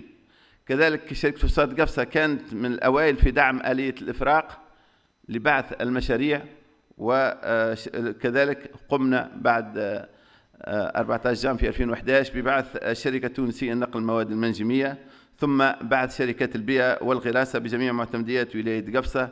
وهنا الهدف خاصة على مستوى صندوق إعادة توجيه المراكز المنجمية هو بعث فكرة، هو تطوير ودفع مجال بعث المشاريع بالجهة. في المجال البيئي مرت شركة فوسفات قفصة من تقنيات الفوسفات المجفف، وكان فيه معناها تأثير خاصة على مستوى انبعاثات الغازية. مررنا مباشرة ما يسمى بالفوسفات المبلل، فوسفات إميد، وهذه مقاربة تكنولوجية قامت بها شركة فوسفات قفصة من يمكننا في اقتصاد في الطاقة، لأن التجفيف كان بالفيول. وكذلك قامت شركة فوسفات قفصة التصرف في سيلان المياه الطينية المستعملة، معناها لو بويز، باسكو نحن الشركة تغسل الفوسفات ثم تستخرج ثم تغسل الفوسفات لبيعه للحرفاء مختلف أنحاء العالم. أنجزنا ما يسمى بالأحواض الطينية لديجابو، معنى ذلك أن كل المياه السيلان معناها الخارجة من مغاسل هي تجمع في ديجابو، وهنا هو معنى احترام البيئة والمحافظة على، لأن يوقع كذلك المياه هذه الموجودة بالديجابو يوقع ستام دي ديكونتاسيون، ثم الماء العلوي يمكن استغلاله من جديد لإرجاعه إلى المغاسل، وهنا عصفورين بحجر واحد، المحافظة على البيئة واستغلال المياه مرة ثانية، وفي نظري معناها عامل هام في اقتصاد المياه. البيئة، البنية التحتية والفلاحة، تنمية البلديات، مساعدة البلديات بالإنارة وتهيئة الساحات العمومية وترصيف وصيانة الأنهج، اقتناء حاويات، اقتناء آليات، وهو ضمان معناها توفير العيش الكريم إلى المواطنين، دعم الجمعيات المائية بالأخذ على ذمة معلوم مصاريف الكهرباء الأبار السطحية، تأهيل المسالك الفلاحية، إنجاز جسور على مستوى الطرق الوطنية. هنا نصل إلى الموضوع هو واقع استراتيجية شركة فوسفات قفصة في دعم العمل الاجتماعي. تكلمت في بداية المحاضرة عن إيجاد إدارة جديدة تهتم بإدارة الشؤون الاجتماعية في بداية التسعينات. كذلك في آخر التسعينات أحدثت شركة فوسفات قفصة إدارة تهتم بالسلامة والمحيط، أوكلت لها تأهيل المنظومة البيئية بالجهة، وتم رصد موارد بشرية وتقنية مما يجعلها فاعلا تنمويا في المحيط الاجتماعي والبيئي. هذه إدارة تحافظ، هي إدارة السلامة، لكن تهتم بالجانب البيئي مع tous les acteurs de la société civile وبقية القوى بالجهة. مع التذكير أن شركة فوسفات قفصة انخرطت بصفة جدية في كل برامج الدولة فيما يخص العمل الاجتماعي والاقتصاد في الطاقة ومنظومة الجودة. نتيجة كل هذه التدخلات تمكنت شركة فوسفات قفصة من الحصول على جوائز عدة، وهي هامة لعمري، هامة لأن تحفيز من أعلى هرم السلطة هو هام جدا. تحصل شركة فوسفات قفصة على جائزة رئاسة الجمهورية التشجيع على ترشيد استهلاك الطاقة والنهوض بالطاقات المتجددة، كنا سباقة في سنة 2002. جائزة التقدم الاجتماعي لفئة المؤسسة في سنة 2004. جائزة رئاسة الجمهورية لأحسن مؤسسة تشجع أعوانها على ممارسة النشاط البدني والرياضي لسنة 2008. الجائزة السنوية لأفضل مؤسسة اقتصادية تتميز بنشاطها الثقافي لسنة 2008. حاليا انضمت شركة فوسفات قفصة إلى الاتفاق العالمي للأمم المتحدة. عرفت بلادنا منذ عقود منوال تنمية غير عادل بين الفئات الاجتماعية وبين الجهات، كما شهد هذا المنوال تدهور الوضع البيئي الذي ألحق أضرارا على مختلف الأصعدة، خاصة بتفاقم دعاياته على الوضع الصحي وعلى السلامة الجسدية للمواطنين. وبعد الثورة تدهورت العلاقات بين العاملين وأصحاب المؤسسات الاقتصادية وبين المؤسسة والمتساكنين المجاورين لها، مما نتج عنها مغادرة العديد من المؤسسات الصناعية تراب البلاد وتردي المناخ الاستثماري وتفاقم البطالة، كما تزايدت الاحتياجات الاجتماعية المطالبة بالتشغيل بالكرامة وبتحسين ظروف العيش. نعم. داكوغ. ترجمة هذه المطالب في الفصول 12 45 29 من الدستور. في هذا الإطار تنظم مبدأ المسؤولية المجتمعية للمؤسسات باعتباره حل لعديد المشاكل يتمكن من المصالحة بين المؤسسة ومحيطها البيئي، التشغيل وتنمية المهارات، المساهمة في تمويل المشاريع المحلية، البيئة والتنمية المستدامة. وهنا نقدم معناها انخراط بتاريخ 3 سبتمبر 2015 انخرطت شركة فوسفات قفصة البرنامج الاتفاق العالمي للأمم المتحدة، معناها هذه مراسلة تمر مباشرة، المسؤولية المجتمعية بشركة فوسفات قفصة. زيادة على الميزانية المخصصة لإدارة الشؤون الاجتماعية، رصدت شركة فوسفات قفصة 60 مليون دينار بعنوان المسؤولية المجتمعية لسنة 2014 15 و16 لتنمية جهة قفصة.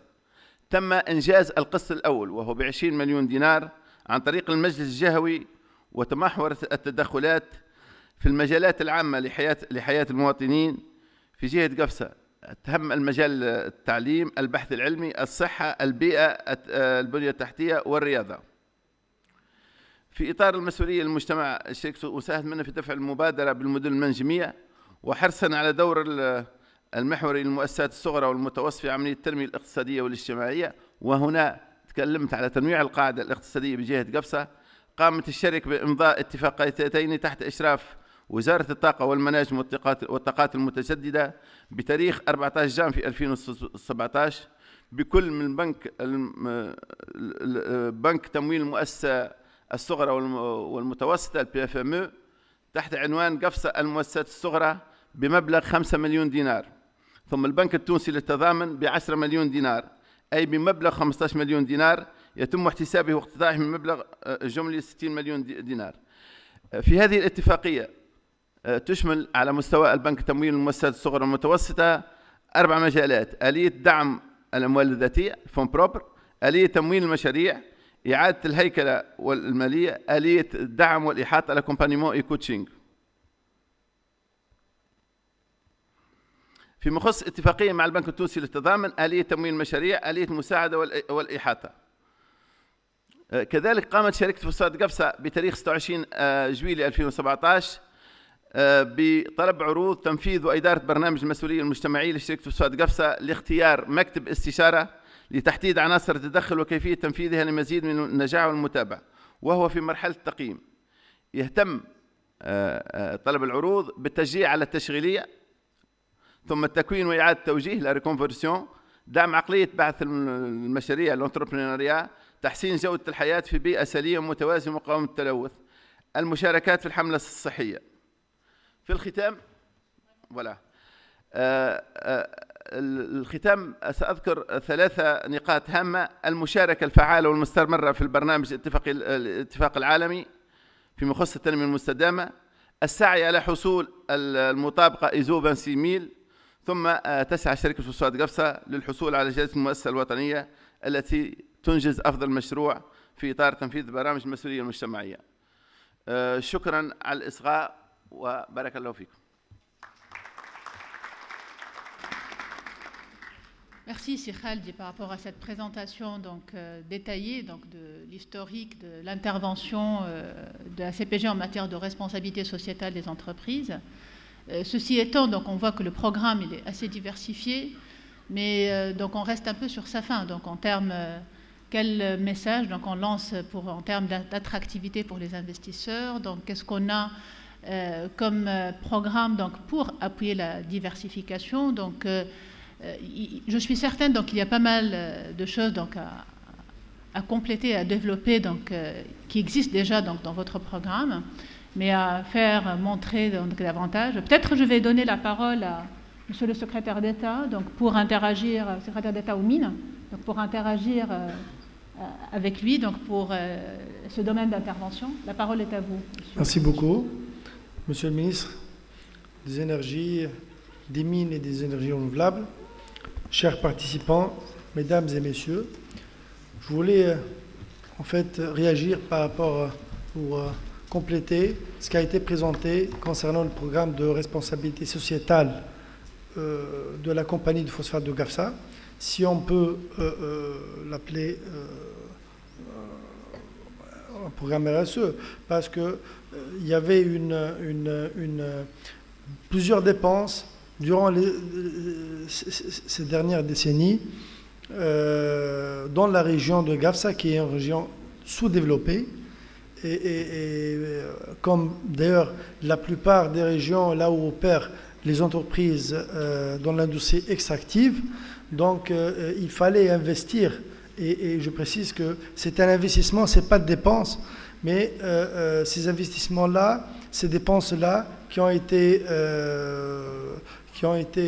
très importantes pour la société de phosphate de Gafsa, depuis sa création d'ailleurs, n'ont pas donné de résultats, disons, sur le terrain, parce qu'il y avait toujours des contestations des populations locales, il n'y avait pas assez d'acceptation, en fait, bien que il y a plusieurs participations, comme on vient de le voir sur cette présentation-là, dans le domaine culturel, dans le domaine industriel, dans le domaine social. Ce qui a changé maintenant, c'est que nous, en tant que ministère de tutelle, nous avons insisté pour que la société ait une vision claire, une vision globale, intégrée, parce que bien que les montants qui ont été investis sont très importants, mais on ne peut pas se substituer des investissements publics. En fait, c'est des investissements complémentaires. Donc, ils doivent être ciblés, ils doivent toucher en fait les jeunes, ils doivent participer à créer de l'emploi et à permettre un rayonnement de l'entreprise et améliorer l'attractivité de la région pour pouvoir, bien sûr, atténuer les tensions sociales qui existent là-dessus. Donc, c'est pour cela que nous avons incité la société de phosphate de Gafsa à choisir un bureau d'études de renommée internationale pour pouvoir aider et l'accompagner à créer ou à construire cette vision, cette stratégie et mettre en place en fait des actions concrètes qui permettent très vite d'atteindre ces objectifs-là.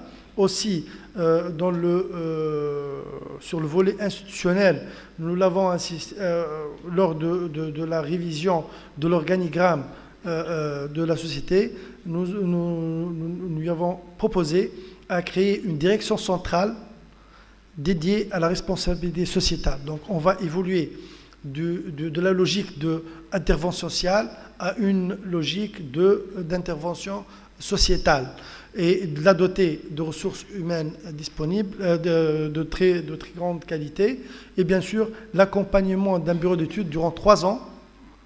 Bien sûr, c'est une période qui pourrait être renouvelée pour pouvoir arriver à ces objectifs-là. Donc, plusieurs interventions, plusieurs dépenses, plusieurs investissements, mais il n'y avait pas une logique intégrée. D'ailleurs, je vous cite un exemple. La société a créé ou a participé à créer une SICAR, qui est l'affaire DCM, un pôle de développement qui est chargé d'aménager les locaux industriels et aménager en fait les terrains industriels. Mais le problème, c'est que pour compléter, parce que la SICAR n'investit qu'une partie, que 50% du capital social, le reste, il fallait créer des lignes de crédit. C'est ce qu'on a fait déjà. Le problème, c'est que pour pouvoir dépenser et bien dépenser cet argent-là, il fallait aussi choisir, recruter un bureau pour accompagner les jeunes. Donc, pour avoir une idée complète, pour pouvoir que tous ces outils-là, ensemble, arrivent qu'on puisse y arriver à nos objectifs. Oui, justement. Donc, pour compléter, on a toujours l'idée en tête, c'est que la compagnie qui remplace, entre guillemets, donc le rôle de l'État. Et malgré tout cet effort-là, on a un impact, mais cet impact reste soit éparpillé, soit mal vu, soit mais pas visible, c'est pas mal vu, mal visible, ou encore il n'y a pas un schéma global. Et donc c'est ce qui fait que l'impact n'est pas forcément périn dans le temps. On est toujours dans une logique de demander et redemander, donc parce que ça ne reste que des actions plus ou moins isolées, donc ponctuelles. Et c'est ce qui fait que aussi, à mon sens, il fallait avoir un peu, enfin l'idée c'est d'avoir ce que je retrouve aujourd'hui dans ce que vous dites, c'est avoir à la fois la dimension économique pour assurer donc un peu la pérennisation de l'impact, la dimension sociale, ok, parce que c'est une préoccupation claire, majeure dans la région, et la dimension environnement.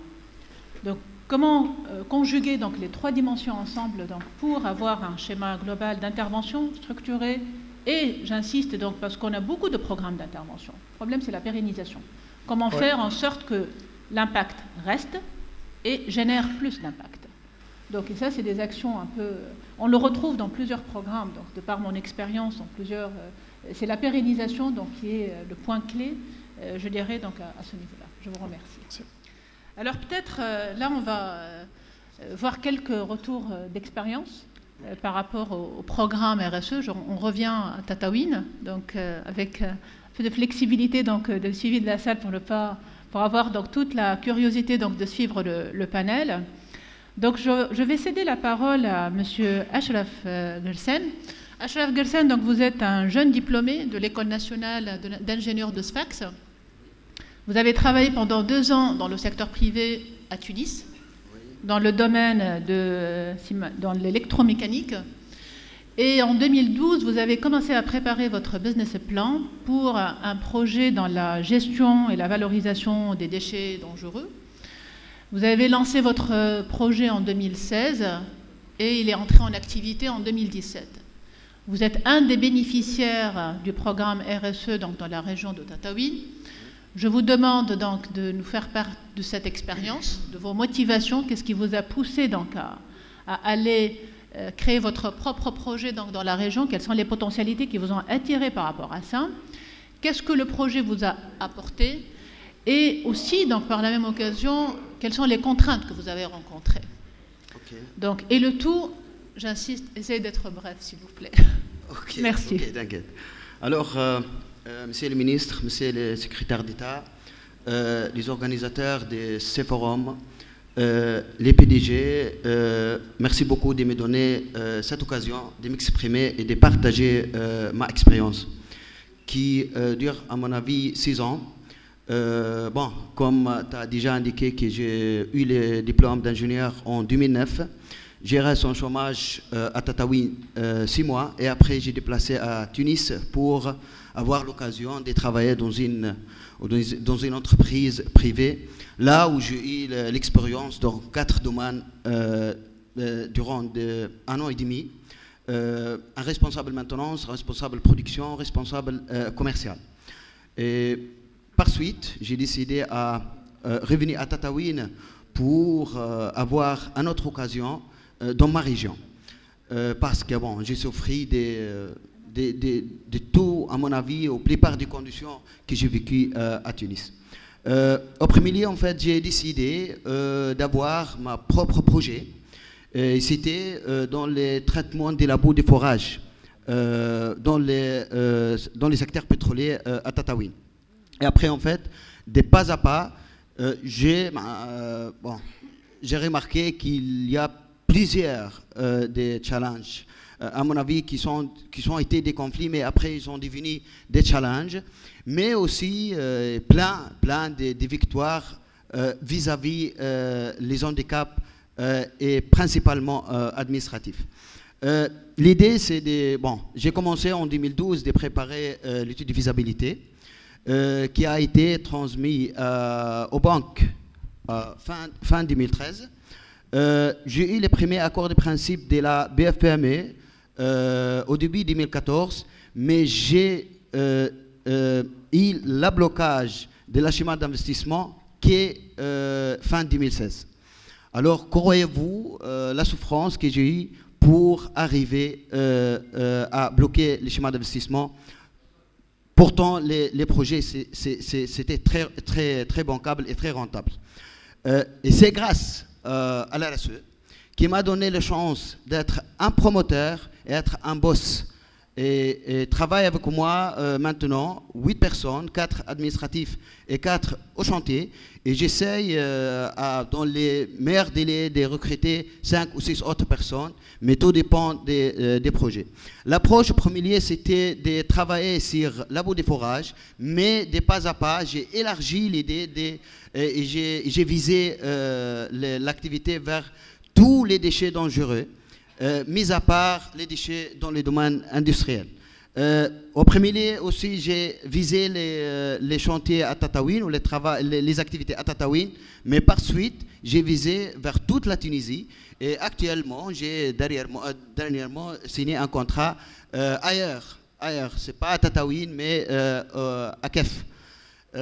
Et voilà, en fait, à mon avis, il y a plusieurs motivations qui m'ont donné l'avis d'être un promoteur ou un nouveau promoteur, mais à mon avis, être un promoteur, c'est un choix. Un jeune, il choisit à un certain moment d'être un boss ou celui qui exécute ou celui qui applique les ordres. Et à mon avis, toujours, ça dépend aux personnalités de celui qui essaye de traverser les chemins et celui qui ponctualise ses objectifs et de pas à pas, à mon avis, il arrivera. Merci.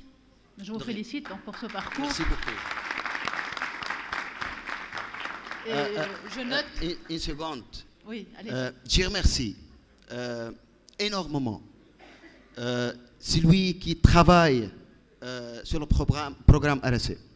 De la ministre, les 4 sociétés partenaires unis, OMV, MEDCO et principalement l'étape qui chapeaute les projets. Merci beaucoup pour tous les intervenants qui m'ont aidé sincèrement de réaliser l'entreprise et the dream began reality, and thank you a lot. Merci beaucoup. Merci à vous. Donc on voit une volonté, on voit une détermination donc, pour réussir votre projet et on a des chiffres. Donc on voit, vous avez commencé avec petite équipe, aujourd'hui donc vous avez grandi et vous êtes prêt à grandir davantage. J'ai noté aussi avec beaucoup d'attention donc la diversification et géographique et de vos clients, c'est-à-dire, si j'ai bien compris, vos clients ne sont pas forcément à Tataouine et donc ça c'est appréciable. Donc on vous encourage à aller de l'avant. Peut-être vous allez avoir certainement des questions dans la salle. Donc j'aimerais aussi inviter M. Nabil Lakhdar, qui lui donc, a développé son projet à Tataouine avec l'appui du programme RSE, mais dans un secteur autre, donc dans un secteur qui offre beaucoup de potentialités. Nous avons vu dans les présentations initiales donc, que le secteur agricole offre donc une potentialité importante dans la région donc, de Tataouine.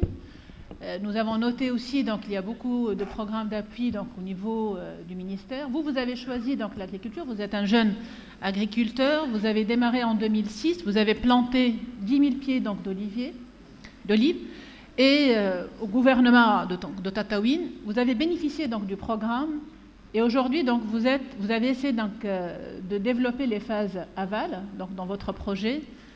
Est-ce que vous pourrez partager avec nous votre expérience avec le programme et quelles sont vos perspectives? Tout d'abord, je me présente, Nabil Lakhdar, un jeune promoteur dans le secteur d'olive. Depuis Tataouine est une région n'est pas exploitable par rapport au pays,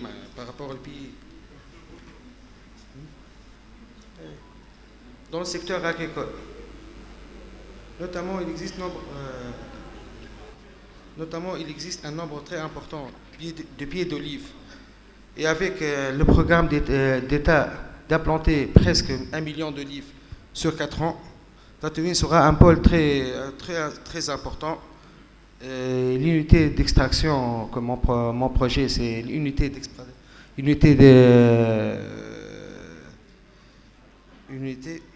d'extraction de l'huile d'olive.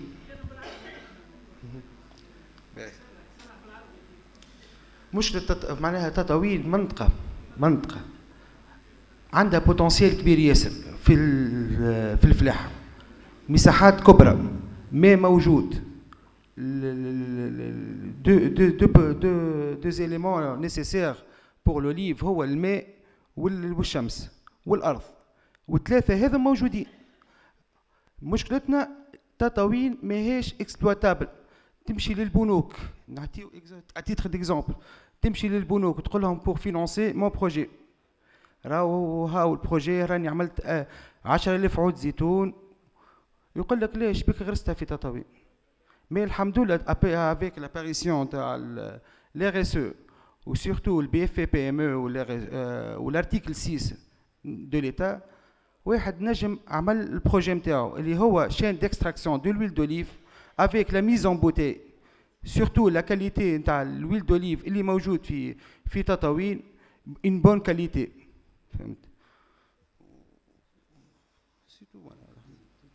Quelles sont vos perspectives de développement aujourd'hui? Dans votre unité, vous êtes combien? توا نخدموا بريسك في 12 خدام. Maintenant نخدموا في 12 خدام، وإن شاء الله avec l'extension نتاع السوسيتي دو تريدينغ اللي هي ندخلوا في الميز ان بوتي، ان شاء الله نطلعوا اكثر ولا نعملوا الكاباسيتي نتاع البرودكسيون اكثر. بور لو مومون بور ال 4 ans هذوما الاولانيين جوست 12 خدام انا. Et pour la mise en bouteille, l'huile d'olive en bouteille, vous destinez quel marché, vous visez quel marché? Marché mondial, surtout marché Libye, marché l'Algérie pour le moment, puis d'autres marchés comme l'Europe ou l'Asie. D'accord, merci.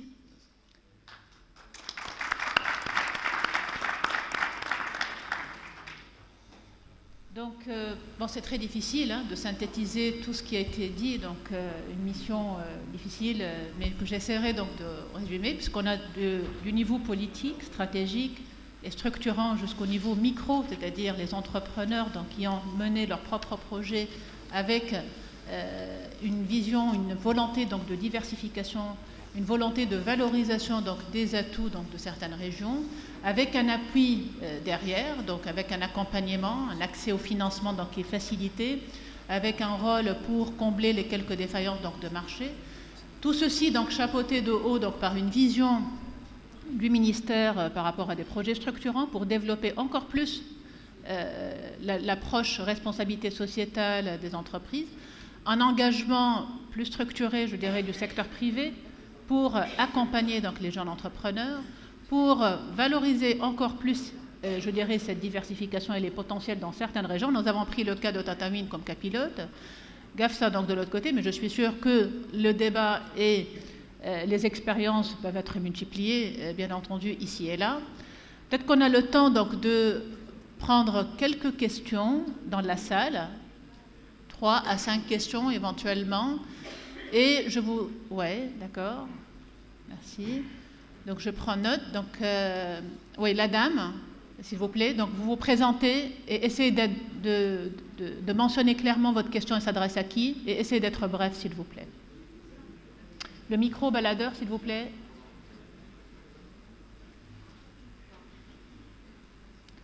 Oui, je cherche le micro baladeur, s'il vous plaît.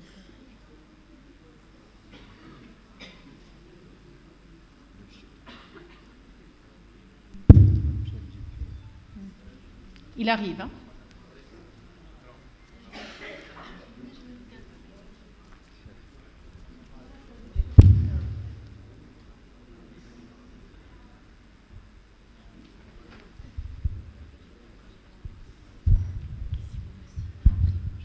Merci à vous. Mounir Amnif, chargé de la cellule de l'encadrement des investisseurs au ministère des Affaires culturelles.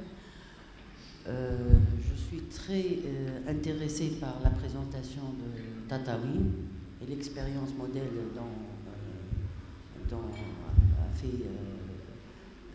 dont monsieur a fait la présentation. C'est une question d'abord, où est le ministère des Affaires culturelles dans vos...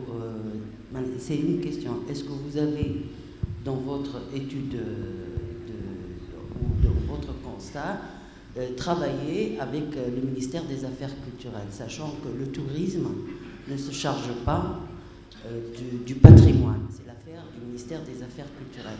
Et d'ailleurs, nous, on est en partenariat avec le tourisme, le ministère du Tourisme. C'est notre partenaire incontournable pour la mise en valeur de notre patrimoine. Le potentiel, justement, de l'investissement sur le patrimoine dans une figure peut-être vous l'avez exprimé autrement, peut-être vous avez exprimé le tourisme qui veut dire tout, mais ça ne veut pas dire le patrimoine. J'ai aussi des questions concernant l'appui financier aux entrepreneurs culturels.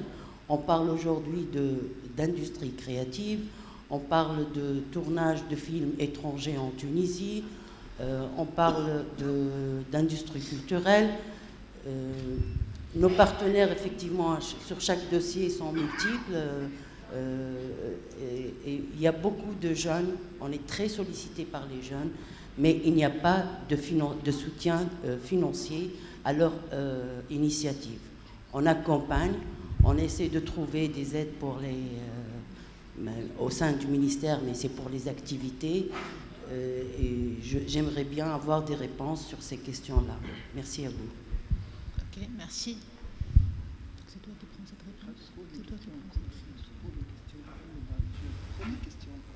Non, je vais prendre toutes les, enfin, un pool de questions. Donc, allez-y, donc, monsieur. Hello. Oui, ensuite. Hello. This is Mohamed Rai. I'm with the Ray Energy International. Okay. We are a global renewable energy developer. I come to you from sunny California, where we've achieved 50% renewable energy. So 50% of generation in California now is renewable, whether it's solar, wind, geothermal, and others. And the reason that was achieved is because the government decided, the state government decided that they want to be a leader in this sector.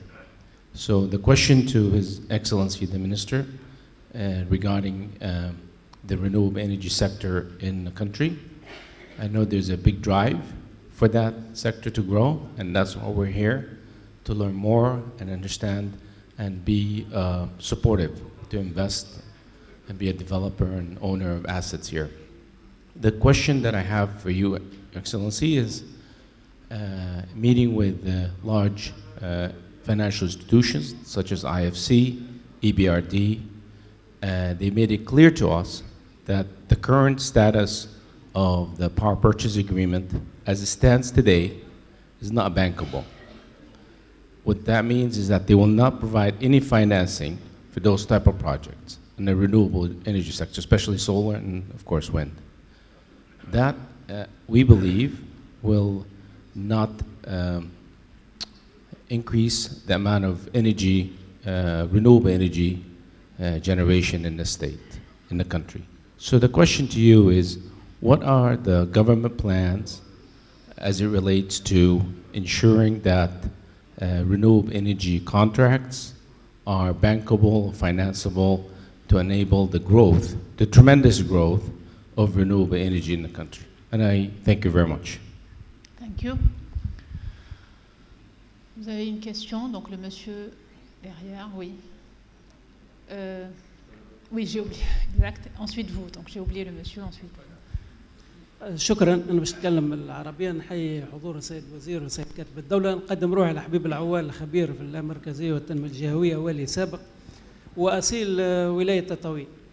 ونحب نقارن بين الحقيقه اللي قدمه صديقي مادي من حيث الدراسه خارقه العاده، وكذلك الاخ اللي تدخل في قفصه، واحنا نعرفوا اللي قدمته الشركه هذه على المحيط نتاعها. لكن بين ما هو مقدم في مستوى الدراسات وبينما هو موجود في هالمناطق هذه اللي هي تشهد احتجاجات الاجتماعية واللي كانت التنمية على هامش التنمية لمدة لا بأس بها.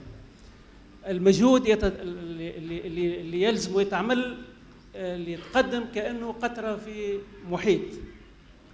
كيفاش احنا نختزل السنوات اللي كانت فيها الجهات هذه على هامش التنمية وقت اللي هي فيها شركات بترولية وشركات ومناجم وغيرها، وبدأ توا ثورة أعطت مفهوم جديد للتصور التنموي اللي خلى المواطن ربما مش يفيق أما يطالب بحقه في إطار الديمقراطية اللي مطروحة للناس الكل. دونك اللي نحب نسأله أنا للمدخلين وللسيد الوزير والسيد كاتب الدولة الناس الكل، كيفاش نجموا المجهود متاعنا يشعر به المواطن، يشعر به الشباب. توا نسمع في الزوز نماذج طيبة وطيبة جدا، أنا كأسيل ولاية تطاوين على كل حال نفتخر بها ونعتبرها بداية، لكن بين الشباب اللي قاعد توا يهاجر ويتلوح في البحر وبين الشباب اللي قاعد يخرج ويسكر في الطرقات ويحوم في البستنة في معناها منحة نتاع ما نعرفش قداش 400 ولا 500 دينار، شتان بين الشيئين. تناولكم للموضوع هذا طيب وطيب جدا، لكن أنا نتصور اللي كان يمكن أنه يتعمل في مستوى الجهات اللي هي يعني موجه لها العمل هذا باش الشباب بدوا، لأنه فما شوية فجوة ما بين باش نكمل ما بين اللي تقدموا المكاتب الدراسات وما بين المهتمين بالعمل الاجتماعي، وهو عمل طيب نحب نشكره الحقيقة باش نظهروا الناحية الإيجابية ما نظهروش فقط الناحية السلبية، لكن رغبتنا في أنه ياخذوا منحة أسرع وينعكس بوقت قصير على المحيط اللي تخدم فيه الشركات هذه باش تنقص الاحتجاجات، تنقص الإضرابات، ينقص توقيف العمل اللي منعكس على المالية العمومية وعلى ميزانية الدولة. شكرا. Merci. شكرا. Une dernière question. Oui, monsieur. Bonjour. السلام عليكم. عصام بن يوسف ممثل سروبات ديريكتور سروبات انترناسيونال، موجودين في 7 دول افريقيه. السؤال متاعي يتوجه الى شركه فوسفات قفصه، والسؤال هو هل خمت شركه فوسفات قفصه بالخروج الى الاسواق الخارجيه، ناهيك انه بعض الشركات العامة التونسية كما ستاغ انترناسيونال، سوناد انترناسيونال، لوناس انترناسيونال خرجوا، لأن اليوم السوق في تونس صحيح فما استثمار، لكن باش نطوروه لابد نعملوا شراكات، وخاصة في إفريقيا اللي الفوسفات يعني في بعض برشا دول موجود، والخبرة نتاع شركة فوسفات قفصة اللي هي خبرة عريقة وكبيرة من الشركات الأوائل في العالم معناها، وتونس مصدر كبير، النو هاو نتاعها ربما نستفادوا به، وهذاك يرجع بالنفع على تونس ويمكن يمشي في اطار الشراكه قطاع عام قطاع خاص. سؤال موجه يعني هل عندها النيه للخروج الى الاسواق الخارجيه، لانه معناها اللونجو كبير برشا والخبره نتاعها تنجموا يستغلوها ويعود بالفائده الى تونس، استثمار ينجم يكون شراكه قطاع عام قطاع خاص. وشكرا. Merci. Donc peut-être on va le timing, on va voir si on a le temps donc pour avoir un deuxième pool de questions, mais je vais peut-être donner la parole aux intervenants pour interagir et pour répondre à certaines questions. Monsieur le ministre, donc je commence par vous. Donc vous avez quelques questions qui vous ont été adressées directement. Vous voulez bien réagir? Tout d'abord concernant la culture. La culture est une composante essentielle pour le développement. Donc on ne peut pas laisser à côté la culture. Donc, dans le cadre du projet de développement du sud du désert tunisien, donc on a une équipe pluridisciplinaire qui travaille pour finaliser donc ce projet-là, y compris le ministère de la Culture, il participe avec nous, le ministère du Tourisme d'ailleurs, il participe, parce qu'on connaît bien qu'il y a donc un gisement important une histoire ancienne de toute la zone donc, du désert. Donc c'est très important pour développer. Donc il y a, dans ce projet, il y a carrément une composante culturelle et touristique. Donc là, pour rassurer donc, Madame Nif qui a soulevé ce point-là. L'autre point concernant la vision pour les énergies renouvelables qui a été soulevée, donc là c'est très important. Pour nous, pour la Tunisie. Donc la Tunisie est un petit pays, donc avec des petites ressources naturelles, avec des petites ressources des hydrocarbures, oil and gas. Donc il est nécessaire donc, de travailler pour le développement des énergies renouvelables. Donc c'est un axe stratégique pour nous, le développement des énergies renouvelables. Donc là, il y a tout un programme qui a été préparé pour le développement des énergies renouvelables, mais reste insuffisant. Donc on est en train aussi de travailler, suite à la demande du chef de gouvernement, d'accélérer donc les projets des énergies renouvelables. Donc là, j'ai présenté tout à l'heure donc le projet donc du désert donc qui va concerner à peu près 1700 MW, mais on a des projets en cours. D'ailleurs, la semaine prochaine, donc le 15 novembre, c'est la limite des dépôts donc des dossiers pour l'appel d'offres qui a été donc lancé par le ministère concernant le développement, concernant des projets des énergies renouvelables solaires et éoliennes. Et d'ici le début de l'année, donc je pense au mois de janvier et février, on va lancer donc des projets de concession pour les énergies renouvelables. Reste peut-être le problème de la bancarisation donc de ces projets-là. Donc on est en train de voir donc et d'étudier avec tous les partenaires donc et les bailleurs de fonds pour améliorer les conditions de ces projets. L'autre point, donc le troisième point qui a été soulevé concerne le développement de ces régions. Effectivement, je partage avec vous donc toutes ces régions-là donc n'ont pas été développées donc en prenant en considération les potentialités de ces régions-là. Donc ce qui est demandé, je pense, d'avoir une vision globale de ces régions, c'est ce que j'ai essayé de présenter concernant la région du sud, l'extrême sud tunisien, ou bien la région des mines. Donc ce qui manque, c'est une vision globale du développement durable. Et j'insiste sur le développement durable pour essayer, c'est-à-dire pour améliorer les conditions de vie des citoyens. Donc quand on parle d'un développement durable, on parle de l'éducation, on parle de la santé, on parle de l'environnement, on parle des investissements donc, du secteur privé. Donc tout ça donc, ensemble, ce n'est pas seulement un rôle de l'État, mais la base de tout développement durable, je pense, reste l'éducation et la santé. Et d'ailleurs, si on prend ces régions-là, donc on va les trouver dans le classement des différents concours ou bien des résultats du baccalauréat, on va les trouver donc les derniers donc, dans ce classement. Donc ce qu'il faut, c'est ce qu'essaie maintenant le gouvernement, c'est de présenter une vision globale de développement pour ces régions-là. Et d'ailleurs, les investissements sont très importants et on ne peut avancer et rapidement qu'avec une coopération donc, du secteur privé tunisien et du secteur privé aussi étranger, donc dans le cadre d'un partenariat public-privé. Merci. Peut-être une réaction de votre part, Monsieur le secrétaire d'État? Oui. Merci. Juste pour réagir avec ce qui a été avancé, les programmes de responsabilité sociale viennent de commencer. Ça fait quelques années. Et comme vous l'avez bien dit,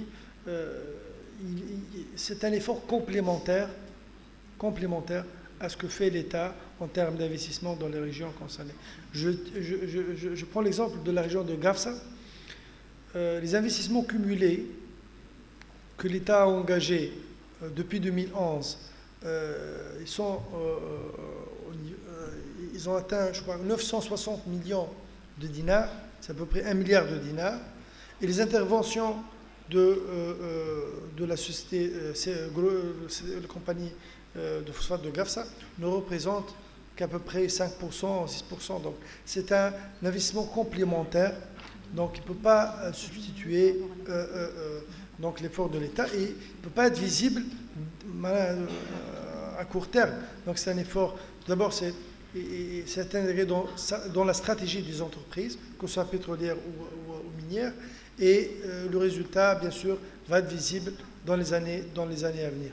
Et pour répondre à la question qui nous a été posée, c'est-à-dire l'effort ou les possibilités d'investissement à l'étranger, en fait, le groupe chimique a investi depuis 30 ans dans plusieurs investissements étrangers et dans l'Europe de l'Est, mais le plus important, c'est en Chine, où nous avions créé, depuis la fin des années 80, la société SACF avec le partenaire chinois. Donc c'est une entreprise d'industrie chimique qui produit 1,2 million de tonnes d'engrais. Donc c'est une grande entreprise et dont la partie tunisienne est majoritaire. Elle détient 60% du capital. Il y a plusieurs initiatives actuellement à investir dans plusieurs régions. Nous avons le Vietnam, il y a des opportunités sérieuses là-dessus. Et l'Éthiopie. Aussi, nous avions reçu l'année dernière, ça fait quelques mois, une délégation congolaise qui, bien sûr, voudrait développer des projets, mais c'est des projets capitalistiques. Et bien sûr, qui nécessitent que les sociétés du secteur, les deux opérateurs, la CPG et le groupe chimique, qu'ils soient en bonne santé pour pouvoir participer tout d'abord. Et puis, le cours actuellement des mines n'est pas assez encourageant pour pouvoir y aller très vite. On est en train d'étudier toutes ces opportunités-là, mais bien sûr, l'initiative bien sûr, ne manque pas aux opérateurs du secteur. Merci. Donc avec ceci, donc on clôture notre panel. On m'indique qu'on doit clôturer donc par rapport au timing. Je suis désolée par rapport à toutes les interventions que les intervenants qui auraient souhaité poser leurs questions. Je ne peux clôturer cette session sans remercier toutes les structures qui ont participé à l'organisation du forum, en particulier l'équipe du FIPA. Donc bravo pour l'organisation et merci pour tous. Merci pour les intervenants. Merci pour votre présence pour les débats. Merci pour les questions. Et voilà, donc la session est clôturée. Merci.